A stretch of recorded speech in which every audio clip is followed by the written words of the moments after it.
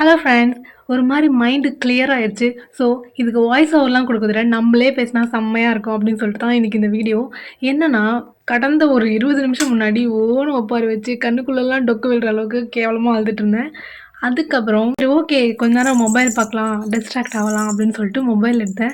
Mobile எடுத்து நான் first பார்த்த இந்த வீடியோவே, என் மைண்டு ஃபுல்லா எனக்கு என்னென்ன கொஸ்டின்ஸ் இருந்துச்சோ எல்லாமே கிளியர் பண்ணிருச்சு. ஸோ, இந்த வீடியோ உங்களுக்கும் யூஸ்ஃபுல்லா இருக்குன்னு சொல்லிட்டு தான் உங்ககிட்ட இத நானே சொல்லலாம் அப்படின்னு சொல்லிட்டு வந்தேன். ஆக்சுவலா என்ன மேட்டர்னா, நான் வந்து பொதுவா யார்கிட்டயும் என்னோட பேட் ஆங்கிள், டார்க் ஆங்கிள் அதெல்லாம் யார்கிட்டயும்னு கிடையாது. பெரும்பாலான ஆட்கள் கிட்ட காமிச்சுக்க மாட்டேன். எனக்குன்னு வயது அடிமைகள்னு சொல்லிட்டு 1, 2 பேர் இருக்காங்க. அவங்க கிட்ட கதறி கதறி அழுதுட்டு சரியா போயிடுவேன். உங்க லைஃப்லயும் இதே மாரி இருக்கலாம் மேபி.